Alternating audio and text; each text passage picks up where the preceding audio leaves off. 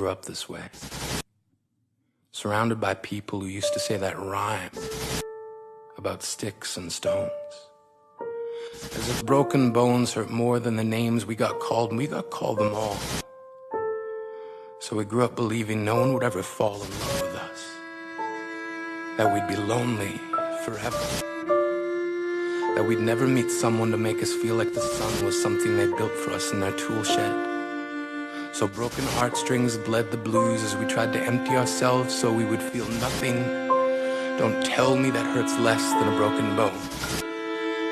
That an ingrown life is something the surgeons can cut away.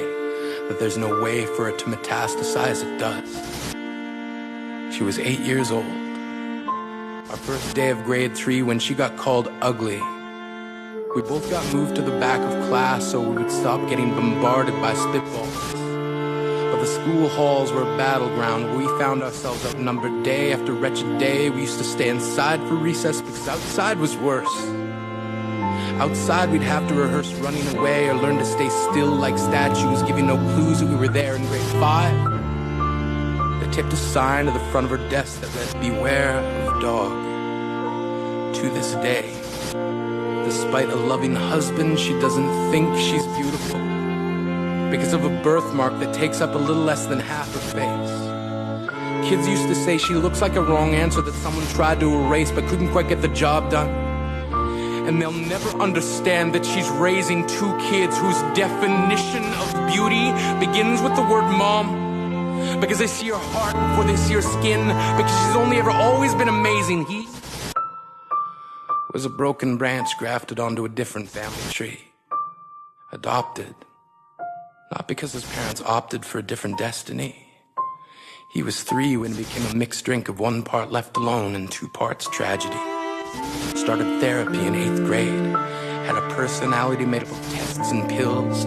Lived like the uphills were mountains and the downhills were cliffs. 4/5 suicidal, a tidal wave of antidepressants, and an adolescence being called pauper. 1 part because of the pills, 99 parts because of the cruelty. He tried to kill himself in grade 10 when a kid who could still go home to mom and dad had the audacity to tell him, "Get over it."